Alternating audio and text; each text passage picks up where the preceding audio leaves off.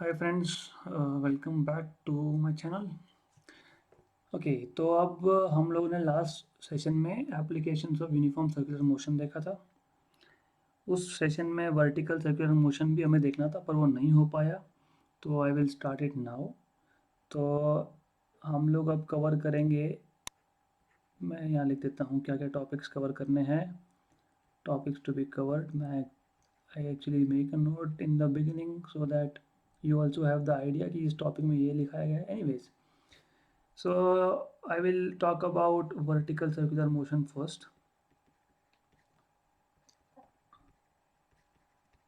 which is a case of non-uniform circular motion. दूसरा topic जो हम आज लेने वाले हैं that is vehicle on curved bridge. So इसमें दो केस होंगे, convex bridge और concave bridge. Anyway, so I will start with first topic, vertical circular motion.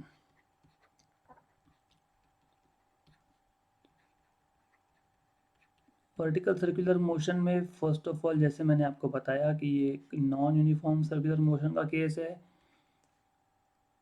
क्यों ऐसा है? क्योंकि आप लोग क्या करोगे, बेसिकली एक स्ट्रिंग लोगे, लाइक अ पेंडुलम। अगर स्ट्रिंग है, सेम इट इज़ इनएक्सटेंसिबल, उसका लेंथ चेंज नहीं होगा थ्रू आउट मोशन। और एक बॉब है विथ मास m, आप इसको सर्कुलर मोशन में सेट कर दोगे। So you will set it in vertical circle basically. Okay, I will just read all the diagram क्योंकि इट्स नॉट वेरी गुड। मान लो सर्कल है ऐसा, राइट? तो स्ट्रिंग को हम लोग वर्टिकल सर्कुलर मोशन प्रोवाइड कर रहे हैं। और द थिंग इज, ये जो मोशन है ये नॉन यूनिफॉर्म क्यों है? क्योंकि जैसे ही पार्टिकल मोशन में आएगा around circle, it will go into different points, और डिफरेंट पॉइंट्स पे basically gravity will act differently, because gravity आपने accession due to gravity G आपने 11 में किया होगा, नहीं किया होगा तो आगे आ ही जाएगा बेसिकली। तो बेसिकली होता क्या है कि जी की वैल्यू हाइट के साथ चेंज होती है। तो मैं एक रेफरेंस मान लूँगा यहाँ पे कि ये जो लेवल है ये ग्राउंड लेवल है, मतलब आपका जो बॉब, जो भी पॉइंट मास है वो ग्राउंड को टच हो रहा है, ऐसे मान लेंगे हम लोग रेफरेंस के लिए। वो क्यों मानेंगे आगे देखेंगे, समझेगा आपको कि मैंने ग्राउंड लेवल क्यों लिया है, राइट? तो because the height with respect to ground level will change, क्योंकि हाइट चेंज हो रहा है तो जी चेंज होगा, ये आपने ऑलरेडी सीखा हुआ है, राइट? ओके, मैं पॉइंट्स को नाम दे देता हूँ कुछ। तो ये पॉइंट है B which is lower most point, A को मैं अपर मोस्ट पॉइंट बोल देता हूँ, सी एक मिड पॉइंट हो गया, डी एक मिड पॉइंट हो गया। यहाँ पे हमें करना क्या है बेसिकली, इस टॉपिक में हमको देखना है कि अलग अलग पॉइंट्स पे पार्टिकल का स्पीड कितना होगा, स्ट्रिंग में टेंशन कितना होगा, ये सब हमको देखना है। सबसे पहले किसी भी किसी भी पॉइंट पे अगर पार्टिकल हो तो उस पे फोर्स कौन से एक्ट होंगे वो देख लेते हैं। बी पे अगर होगा तो force is M G which is downwards, नीचे की तरफ है। टेंशन टी जो है वो अपवर्ड है टूवर्ड्स द सेंटर, क्योंकि मैंने पहले ही बताया था कि tension is always in the direction of extension. मतलब आपने जो रस्सी जहाँ पे उसको बांध रखा है तो it's like this. Okay, similarly A position पे अगर आप देखोगे तो ए पोजीशन पे tension is downwards towards the center and mg is also downwards। तो mg जो है वो डाउनवर्ड्स है और टेंशन भी जो है डाउनवर्ड्स है। सी पोजीशन पे देखोगे तो mg डाउनवर्ड्स है, लेकिन टेंशन टी जो है वो हॉरिजॉन्टल है towards the centre T C. Similarly D position पे भी ऐसा ही होगा, जब वो पार्टिकल या वो ऑब्जेक्ट डी पे होगा तो एम जी और tension T D is towards the centre again, right? अगर किसी आर्बिट्री पॉइंट पे है, मैं मान लेता हूँ कि यहाँ पे एक पॉइंट है, लेट अस से सम पॉइंट एफ मान लेते हैं फॉर एग्जांपल। आर्बिट्री पॉइंट पे जो है उसके कंपोनेंट्स करने पड़ेंगे हम लोगों को। Why, I will tell you why. तो यहाँ पे एक पार्टिकल है, इसको मैं एफ नाम दूंगा बाद में। यहाँ पे आपका होगा mg डाउनवर्ड्स, और आपका ये जो है tension will be towards centre which is basically let's say T F. ये एफ पॉइंट नाम दे दिया हम लोगों ने इसको। अब क्या होगा, हम मान लेते हैं, इसको एक्सटेंड कर लेता हूँ, हम मान लेते हैं ये एंगल अल्फ़ा है। मैं कंपोनेंट्स करके रख रहा हूँ, बाद में हम सॉल्व करेंगे इसको। तो ये हो जाएगा आपका mg cos अल्फ़ा, और ये कंपोनेंट हो जाएगा mg साइन ऑफ अल्फ़ा। दिख नहीं रहा होगा तो मैं इसको एरो से डिनोट कर देता हूँ। तो ये जो कंपोनेंट है आपका, ये है mg sine of alpha, right. तो कंपोनेंट्स हमको समझ में आ गए, कंपोनेंट्स क्या होने वाले हैं, कैसे होने वाले हैं। अब हम लोग आ जाते हैं डेरिवेशन पे, हमको जो डिराइव करना है इम्पोर्टेंटली वो। तो पहली चीज़, which are the forces acting on that particle at any position. So forces acting on the bob, bob है लेकिन उसको हमने पॉइंट मास लिया है। कौन कौन से फोर्सेस है, एक है mg which is always downwards, which is always directed downwards.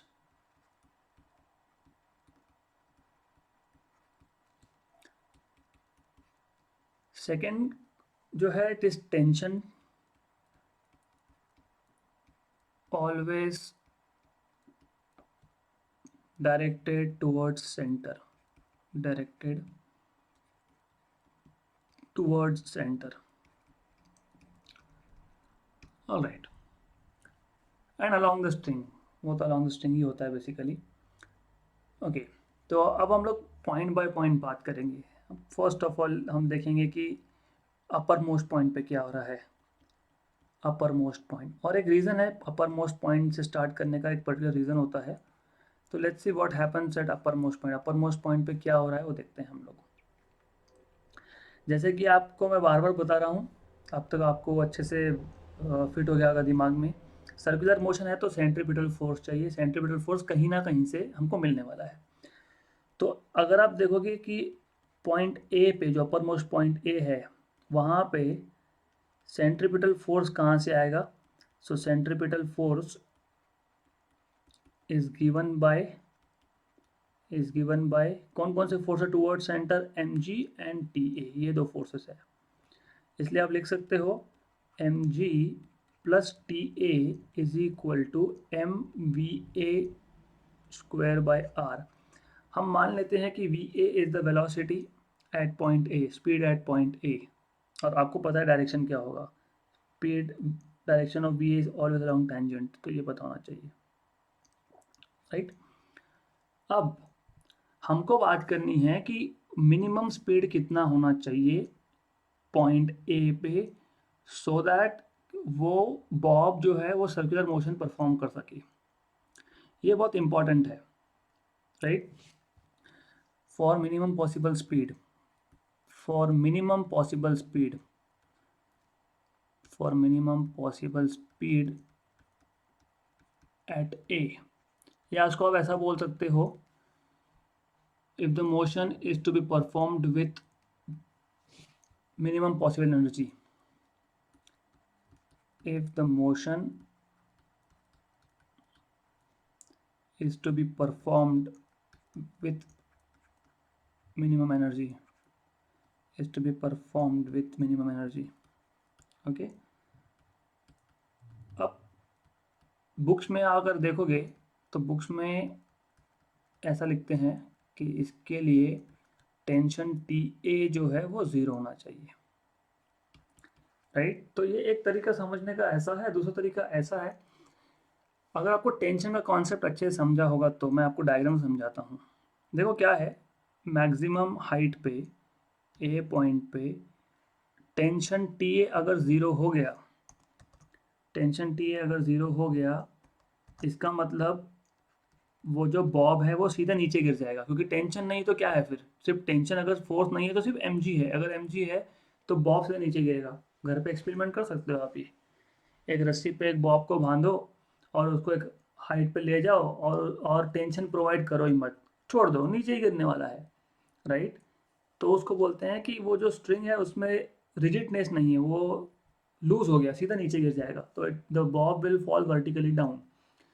तो ये थोड़ा सा कंफ्यूजिंग है। बोलने का मतलब ऐसा है यहाँ पे कि T A should be approximately zero. Minimum energy होने के लिए tension should be approximately zero, not equal to exactly equal to zero. तो ये समझ लो, मिनिमम पॉसिबल एनर्जी के लिए टेंशन कम से कम होना चाहिए, अप्रोक्सीमेटली जीरो होना चाहिए। ये दिमाग में बिठा लो, नहीं तो बहुत होगा कन्फ्यूजन आगे, राइट। अब इसको इक्वेशन नंबर 1 बोलता हूँ। देयरफॉर अगर टी ए मैंने अप्रोक्सीमेटली जीरो ले लिया तो इक्वेशन 1 क्या बनेगा? Therefore equation 1 becomes mg equal to m va square by r। तो mm तो हो गया कैंसल, इसको सॉल्व कर लो तो आपको मिल जाएगा va is equal to under root of R G. तो ये हो गया आपका minimum speed at upper most point for the particle to perform vertical circular motion. Vertical circular motion मतलब सर्कुलर मोशन वर्टिकल प्लेन में परफॉर्म करने के लिए इतना स्पीड होना चाहिए। मैं वापस बता रहा हूँ, vertical circular motion non uniform है। क्यों नॉन यूनिफॉर्म है? क्योंकि हाइट चेंज हो रहा है, मतलब अर्थ की सरफेस से उसका हाइट चेंज हो रहा है, मतलब एक्सीलरेशन ड्यू टू ग्रेविटी अलग अलग होगा, ठीक है, बहुत कम डिफरेंस होगा, दैट्स डिफरेंट थिंग। ये सिर्फ समझने का तरीका होता है।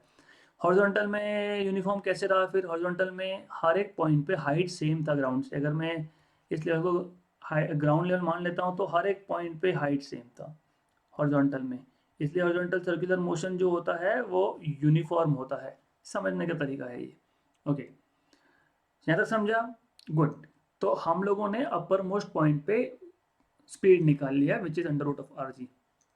अब इसके बाद मैं आपको एक बहुत सिंपल तरीका बताऊंगा अलग अलग पॉइंट्स पे स्पीड निकालने का। अब हम लोग ऐसा करते हैं कि अब हम लोग लोअर मोस्ट पॉइंट पे निकाल लेते हैं। मतलब हम लोगों ने ए पे निकाल लिया, अब हमको चाहिए बी पे। और याद रखना कि मैंने इसको ग्राउंड लेवल मान के रखा है, ये समझने में सबसे इजी होता है। और ये सेंटर है, ओके। सेंटर को मैं ओ बोल देता हूँ, सेंटर है। और आपको पता है ये आर हो गया और ये आर हो गया क्योंकि रेडियस है वो। तो हमारा जो ए पॉइंट का हाइट है ग्राउंड लेवल से वो हो गया 2r, राइट।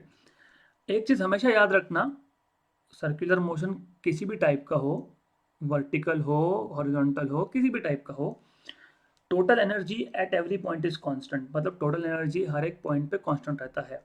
तो हम अभी फाइंड कर रहे हैं यहाँ पे कि पॉइंट बी पे क्या होगा। हमने ऐसे मैक्सिमम हाइट पे निकाल लिया, वैसे ही अभी हम लोग देख रहे हैं कि लोअर मोस्ट पॉइंट पे क्या होगा। तो मैं इसको लिख देता हूँ यहाँ पे,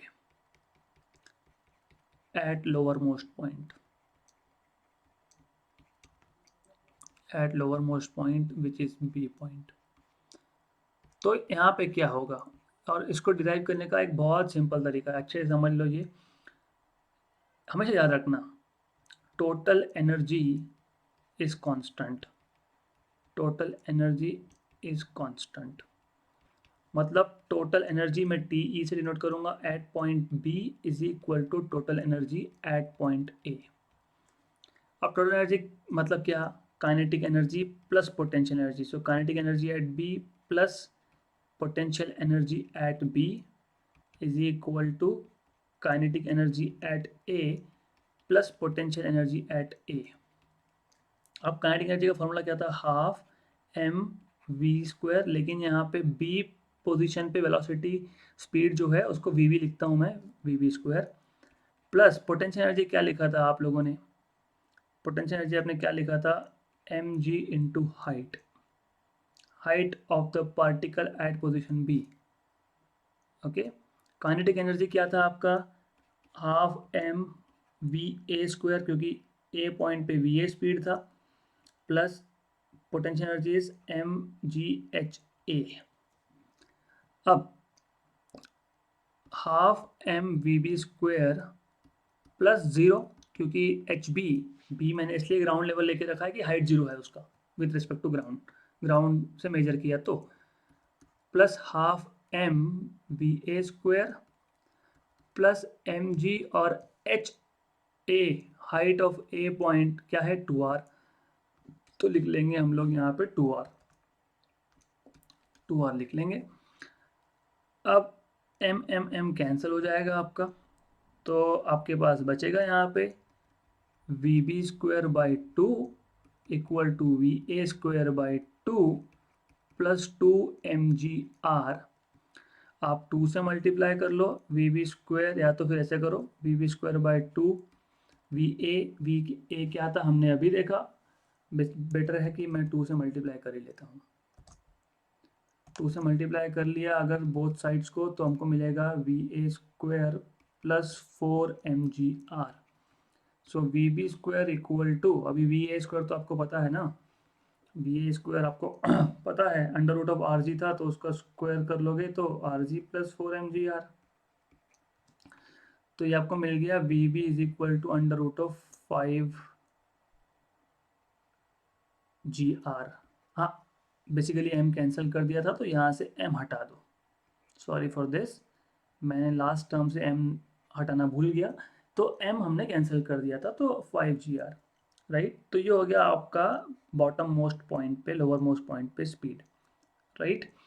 अब और इजी तरीका भी था हमारे पास, और इजी तरीका कहाँ से आता है, जो आपने इक्वेशंस ऑफ काइनेमेटिक्स सीखे, अगर आपको याद होगा V square equal to U square plus twice A S. तो अल्टरनेट अप्रोच बता देता हूँ मैं आपको, अल्टरनेटिव अप्रोच बता देता हूँ, बहुत सिंपल है, ज़्यादा कोई फर्क नहीं पड़ता है उसमें।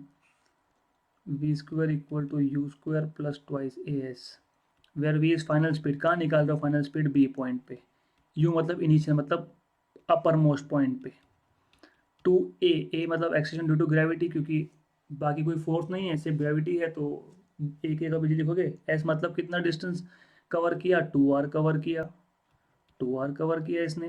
अब वी ए का आपको पता है, सो वी बी स्क्वायर आपका आ जाएगा वी ए मतलब रूट ऑफ आर जी का स्क्वायर प्लस 4r जी, तो वापस से आपको मिल जाएगा अंडर रूट ऑफ 5r जी।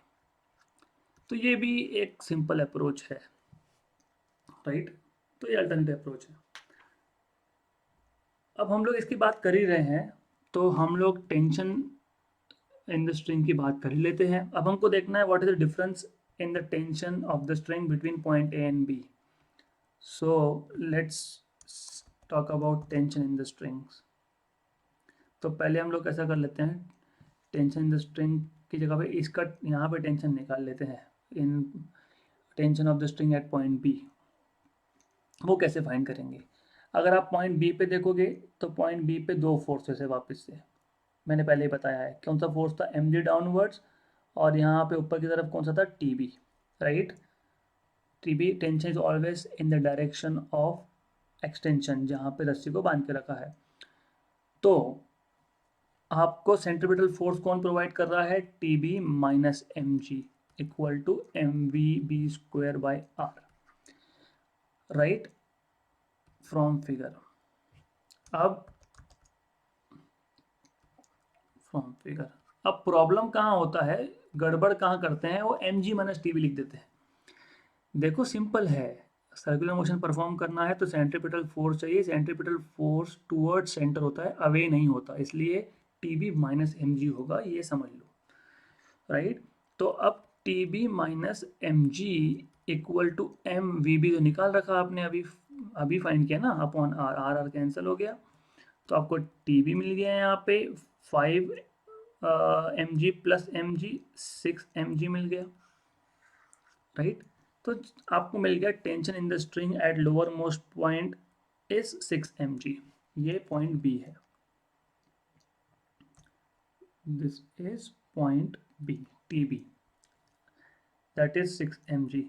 अब आप डिफरेंस भी निकाल सकते हो, फिर difference in tensions between upper most and lower most point, upper most and lower most points. देखो ये चीज़ बहुत सिंपल है, तो T B minus T A निकालना है। टी बी कितना आया 6 mg, टी ए आपने एज्यूम में जीरो करके रखा था तो हो गया 6 mg, हो गई बात खत्म। राइट, मैं अज्यूम कर रहा हूँ आपको सब समझा है यहाँ पे। अब एक चीज़ याद रखना, हमेशा याद रखना, हमारे पास अपर मोस्ट पॉइंट पे स्पीड क्या आया था, root of R G. Lower most point पे स्पीड क्या आया हमारा root of 5 r g। Upper most point पे हमने बात ही मिनिमम स्पीड की थी, और लोअर मोस्ट पॉइंट पे हम लोग बात ही कर रहे हैं मैक्सिमम स्पीड की बेसिकली। राइट, तो हमेशा याद रखना अपर मोस्ट पॉइंट पे स्पीड मिनिमम होना चाहिए, बॉटम मोस्ट पे लोअर मोस्ट पे मैक्सिमम होना चाहिए।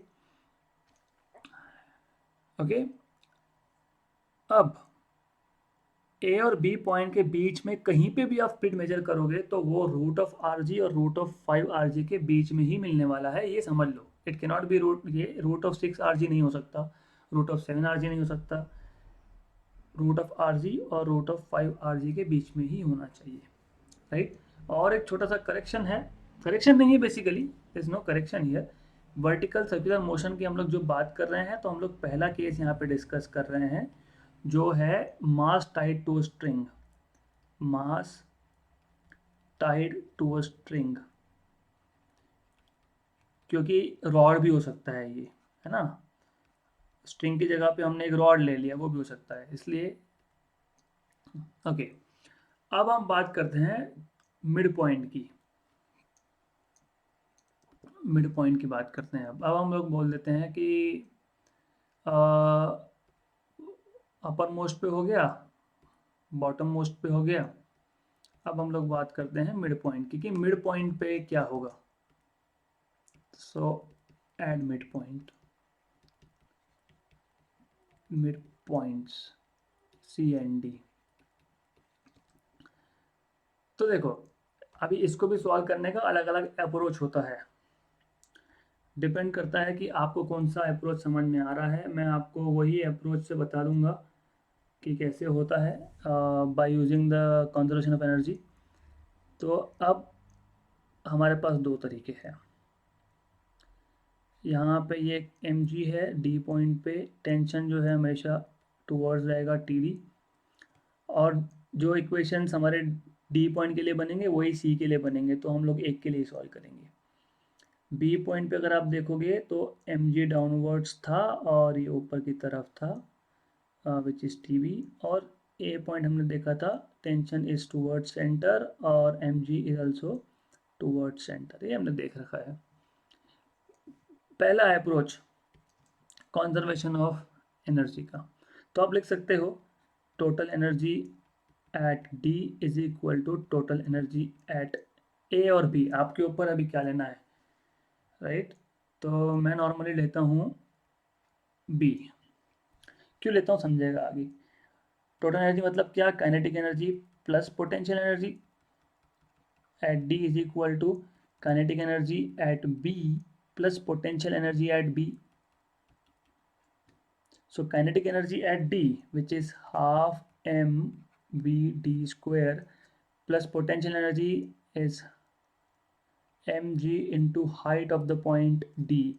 अगर ये ग्राउंड लेवल मान के रखा है तो ये जो हाइट हो गया आपका D पॉइंट का, that will be equal to radius, क्योंकि ये सेंटर से लेके ये डिस्टेंस रेडियस है, तो ये भी रेडियस है।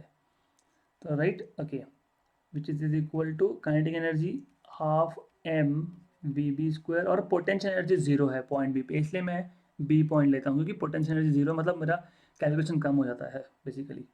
एम एम कैंसिल हो जाएगा, तो ये होगा V D square by two plus G into R, क्योंकि H D is R, equal to V B square by two, equal to V B square by two. तो ये आपका हो गया V D square by two plus G R equal to V B square is 5 r g by two. तो इसको आप solve करो, और कुछ करना नहीं है, आपको सॉल्व करना है। V D square equal to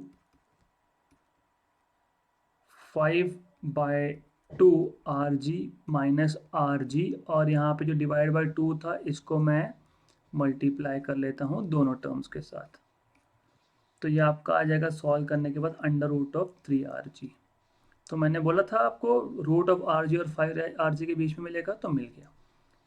also V C is equal to V D. तो मिड पॉइंट पे उसका हमेशा हमेशा स्पीड जो होगा √3 r g होगा।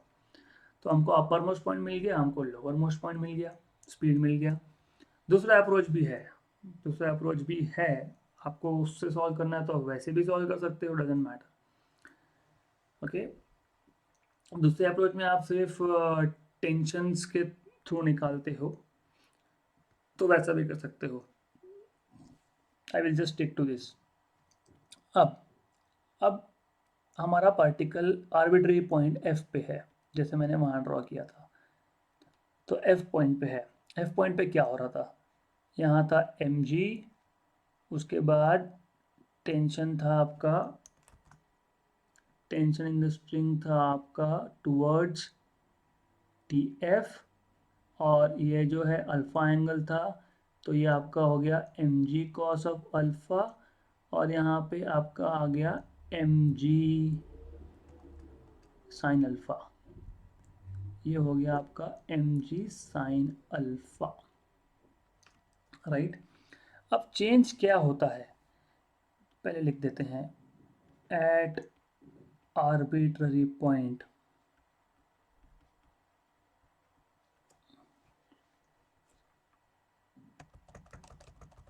sorry for the spelling,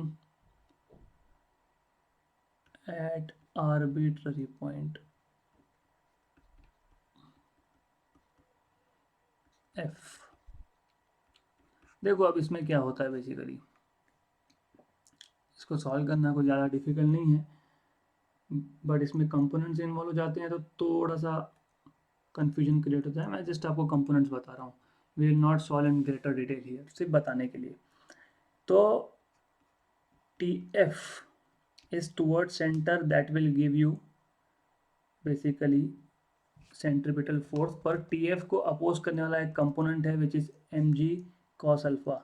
so T F minus M G cos alpha, ये हमको देगा सेंट्रीपिटल फोर्स, राइट।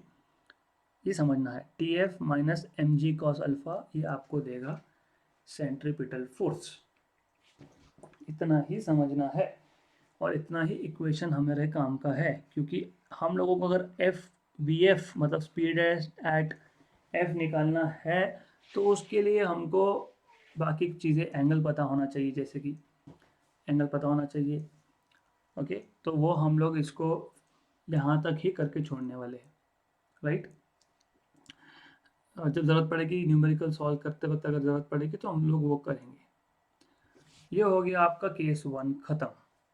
तो हमने क्या किया, वर्टिकल सर्कुलर मोशन जो नॉन यूनिफॉर्म सर्कुलर मोशन है, अलग अलग पॉइंट्स पे हम लोगों ने स्पीड निकाली है बॉब का। Bob is a point mass, यहाँ पे पॉइंट मास अज्यूम करके हम लोग चल रहे हैं। ओके, अब अगर मेरा इंस्टेड ऑफ बॉब, बॉब की जगह पे अगर मैं ले लेता हूँ रिजिड सपोर्ट, जिसको मैं बोलता हूँ case 2, mass tied to a rigid support, mass tied to a rod. Rigid support की जगह पे रॉड बोलना बेहतर रहेगा, नहीं तो rigid support, actually rigid support का यूज़ अलग जगह पे होता है, तो ठीक है, I will say to a rod. तो अब इस केस में क्या है, इस केस में आपके पास स्ट्रिंग की जगह पे एक सॉलिड रॉड है। तो ऐसा एक सॉलिड रॉड है आपके पास, ये स्ट्रिंग नहीं है, एक रॉड है, जैसे मेटालिक रॉड होता है वैसा रॉड है, और उसके ऊपर आपने एक मास को टाई करके रखा है, और अब ये मास सर्कुलर मोशन परफॉर्म कर रहा है। तो इसमें चेंज क्या होगा ये समझ लो, राइट। तो देखो अगर हमको पहली बात तो, अब जैसे हमने इनिशियल केस में बोला था कि अपर मोस्ट पॉइंट ए पे अगर आपको स्पीड निकालना है तो आप टेंशन ज़ीरो मान लोगे और सॉल्व करोगे। यहाँ तो वो होगा नहीं, यहाँ तो वो होने वाला नहीं है, क्योंकि टेंशन ज़ीरो नहीं है यहाँ पे, तो यहाँ पे नहीं होगा वो। ये सबसे पहले समझने की आपको ज़रूरत है, राइट। तो मैं वापस बता रहा हूँ कि यहाँ पे अपर मोस्ट पॉइंट पे टेंशन आप ज़ीरो ले नहीं सकते हो, तो यहाँ पे वो होगा नहीं, पॉसिबल नहीं है, राइट। लोअर मोस्ट पॉइंट पे मतलब बी पॉइंट पे कैसे सॉल्व करेंगे, अभी ये भी आपको देखना है कि how will you solve it. या सॉरी फॉर द ब्रेक। देखो ये केस अलग कैसा है कि यहाँ पे tension at A need not to be zero, क्योंकि ये रॉड है, रॉड में टेंशन होगा ही होगा। तो पहले केस में क्या था आपका कि अपर मोस्ट पॉइंट पे, मतलब यहाँ बता रहा हूँ मैं, अपर मोस्ट पॉइंट पे कुछ मिनिमम स्पीड होना चाहिए सर्कुलर मोशन परफॉर्म करने के लिए। लेकिन इस केस में ज़रूरी नहीं है, इस केस में अपर मोस्ट पॉइंट पे स्पीड ज़ीरो हो सकता है, फिर भी सर्कुलर मोशन परफॉर्म होगा, राइट, क्योंकि ये रस्सी नहीं है, ये स्ट्रिंग नहीं है, राइट। ओके, तो ये समझ में आना चाहिए। अब हम लोग बात करते हैं बी पोजीशन की। तो at lower most point B, at lower most point B का कैसे निकालोगे, वापस वही लॉजिक है। टोटल एनर्जी को इक्वेट करो, total energy at A is equal to total energy at B, right. या फिर आपका काइनेमेटिक्स का इक्वेशन भी यूज कर सकते हो आप। टोटल एनर्जी एट ए कितना है आपका, kinetic at A plus potential at A equal to kinetic energy at B plus potential energy at B. Kinetic energy A at A क्या आएगा, half M V A square plus potential energy क्या होता है, M G into H, M G into height of that point A plus half M V B square plus potential energy is M G height of point B. देखो height of point B तो zero है और height of point A तो है, वो है 2r, 2r है, और ए पॉइंट पर वेलोसिटी ज़ीरो है, तो ये हो जाएगा ज़ीरो प्लस एम जी 2r। बोलने का मतलब ये, ए पॉइंट पे सिर्फ पोटेंशियल एनर्जी है, बी पॉइंट पे सिर्फ काइनेटिक एनर्जी है। This is what I mean, यही बोलने का मतलब है, half M V B square plus zero. तो ये सॉल्व करोगे, सिंप्लीफाई करोगे तो आपको वी भी मिल जाएगा अंडर रूट ऑफ 2rg। तो रॉड के केस में, मैं वापस बोल रहा हूँ, ये रॉड का केस है, यहाँ पे आप लोगों को लोअर मोस्ट पॉइंट पे मिल जाएगा under root of 2rg।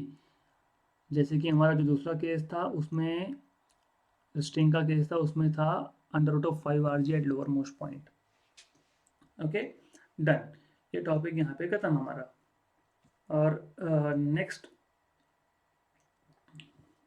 Topic हमारा जो आज डिस्कस करना था वो था व्हीकल ऑन कर्व्ड सरफेसेस और कर्व्ड ब्रिज।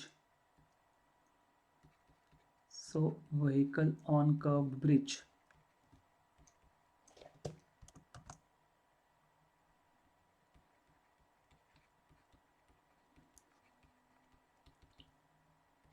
All right. अब उसमें दो केस लेंगे हम लोग। उसमें हमारा पहला केस होगा व्हीकल ऑन कॉन्वेक्स ब्रिज, और दूसरा होगा हमारा व्हीकल ऑन कॉनकेव ब्रिज। दोनों के दोनों साथ में लूँगा मैं, क्योंकि इक्वेशंस सिमिलर तरीके से बनते हैं, तो इट इज़ हमेशा ये अच्छा है कि साथ में लेना ठीक रहता है कंपैरिजन के लिए। ओके, तो इसमें दो पोजीशन लेता हूँ मैं। कॉन्वेक्स ब्रिज मतलब ये ऐसा है, ब्रिज है आपके पास, it is a part of circle. ये जो है ये ब्रिज है, पार्ट ऑफ सर्कल है। यहाँ पे आपके पास एक व्हीकल है, मान लेते हैं कि एट अपर मोस्ट पॉइंट पे है, अपर मोस्ट पॉइंट पे है, ब्रिज के अपर मोस्ट पॉइंट पे है। कॉनकेव ब्रिज आपका ऐसा होता है, और यहाँ पे आपका व्हीकल है, हम लोग मान लेते हैं कि ये लोअर मोस्ट पॉइंट पे है। कॉनकेव ब्रिज में लोअर मोस्ट पॉइंट पे है, कॉन्वेक्स ब्रिज में अपर मोस्ट पॉइंट पे है। हमें करना क्या है, हमें देखना है कि पहले फोर्सेस क्या क्या इन्वॉल्व है। यहाँ पे है mg which is wait of the body downwards, normal reaction n is upward. यहाँ पे हमको देखना है mg is downwards and normal reaction is upwards। Basically ऐसे टॉपिक्स में क्वेश्चन ही होता है कि एपरेंट वेट मतलब गाड़ी का वेट कितना अपीयर होगा। गाड़ी का वेट एग्जैक्ट वेट सपोज कुछ 100 kg है, पर अपीयर कितना हो रहा है जब गाड़ी इस ब्रिज पे मूव हो रही है, मतलब जब आप मेजर करोगे तो कितना मेजर करोगे, ये क्वेश्चन होता है। ऐसा होता है कि वेट कुछ और है गाड़ी का और हम मेजर कुछ और कर रहे हैं practically because of motion on surfaces like convex या कॉनकेव ब्रिज के ऊपर।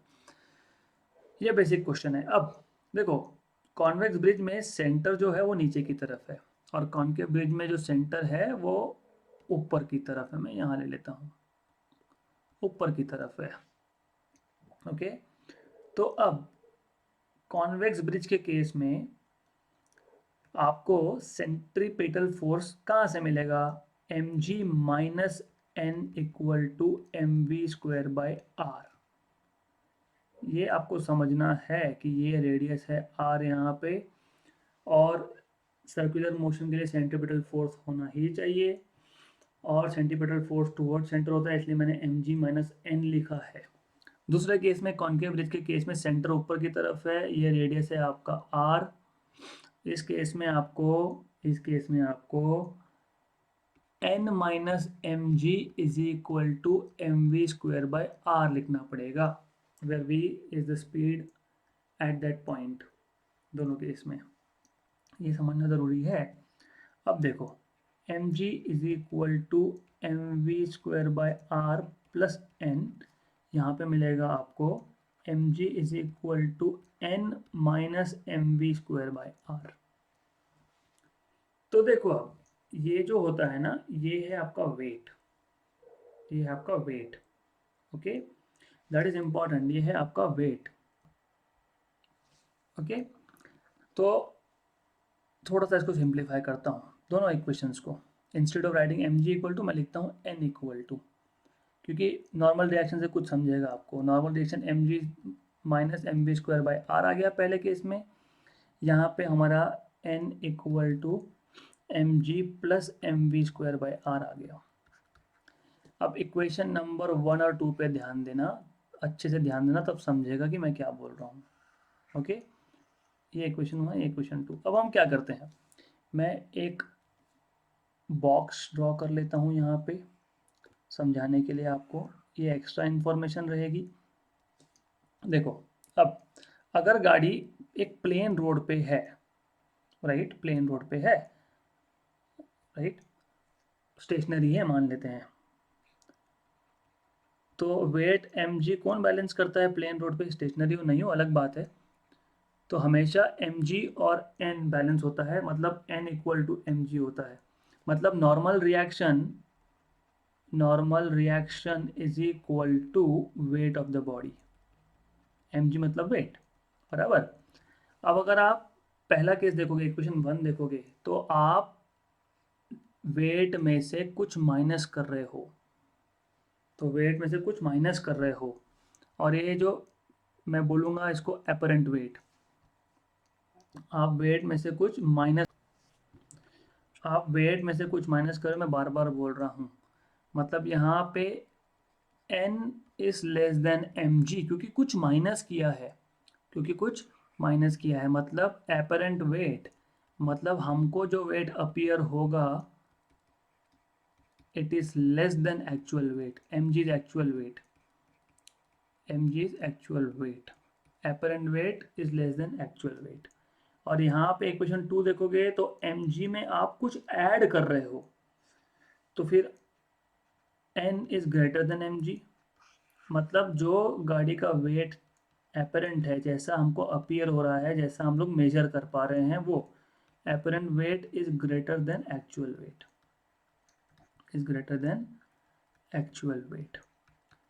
राइट। बहुत इजी था। हम लोगों ने क्या किया, हम लोगों ने दो टाइप के ब्रिज लिए, एक है कॉन्वेक्स, एक है कॉनकेव।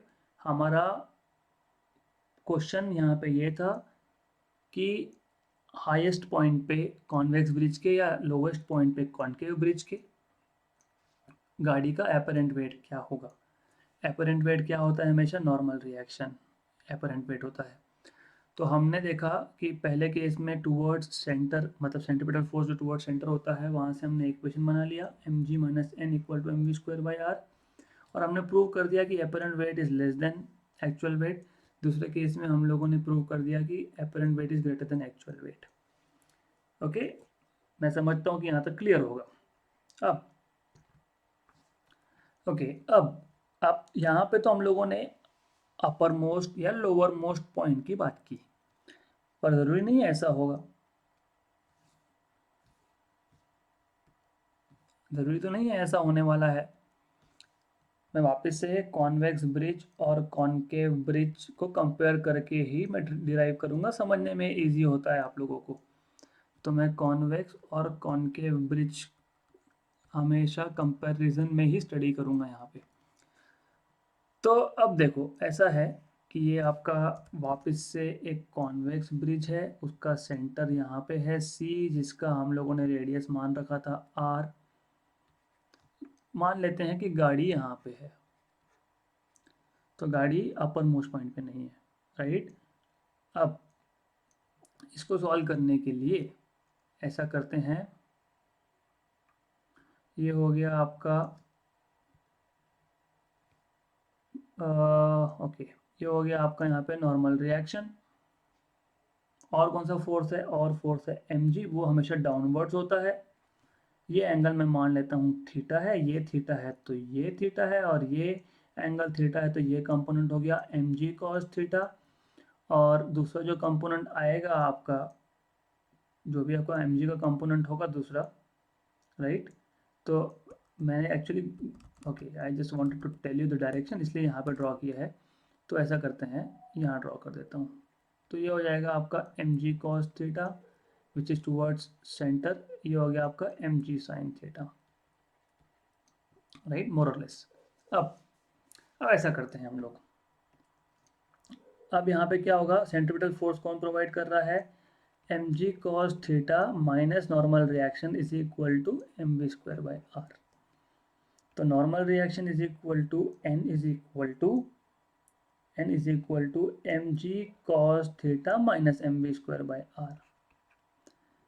तो अब डिपेंड करेगा cos थीटा की वैल्यू पे, लेकिन अपेरेंट जो वेट है वो एक्चुअल वेट से कम रहेगा। कब तक, जब तक वो highest point B, upper most point तक नहीं आता तब तक, क्योंकि cos थीटा की वैल्यू पे डिपेंड करेगा, थीटा की वैल्यू पे डिपेंड करेगा, राइट।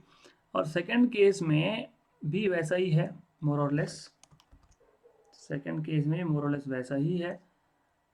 आपका गाड़ी यहाँ पे है, it is not yet at the centre, lower most point पे नहीं है, ये आपका सेंटर हो गया, ये आपका रेडियस हो गया आर, ये आपका हो गया यहाँ पे, ऐसा ले लेते हैं हम लोग, ये हो गया आपका वेट mg, ये एंगल अगर आप थीटा ले रहे हो तो ये एंगल थीटा है।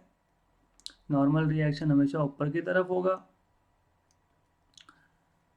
अगर ये mg है, ये थीटा है, तो ये mg cos थीटा हो गया। मैं साइन थीटा का कंपोनेंट दिखा नहीं रहा हूँ क्योंकि ज़रूरत नहीं है उसकी यहाँ पे इस केस में। तो अब सेंट्रीपिटल फोर्स क्या रहेगा, n minus M G cos theta रहेगा, equal to M V square by R. सिर्फ यही डिफरेंस है कॉन्वेक्स और कॉनकेव ब्रिज में, एक जगह पे M G cos theta minus N है, एक जगह पे N minus M G cos theta है। तो यहाँ पे रहेगा n is equal to M V square by R plus M G cos theta.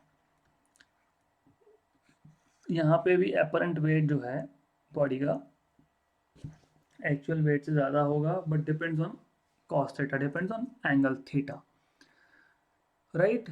That's it, आज के लिए इतना ही। हम लोग अभी नेक्स्ट सेशन से हम लोग स्टार्ट करने वाले हैं rotational motion with all the basics. कुछ लोगों का मैसेज आया था कि ज़्यादा बेसिक्स हो रहा है, बट ये जो क्लास है ये फुल फ्लेज 12th का कोर्स है, तो ये 12th के कोर्स के हिसाब से होगा। और जिनका मैसेज आया था they are actually preparing for JEE NEET, तो ये जो है ये फुल फ्लेज स्टेट आपका बोर्ड प्रिपरेशन है, तो I have to keep this in mind. Take care, stay safe, see you soon.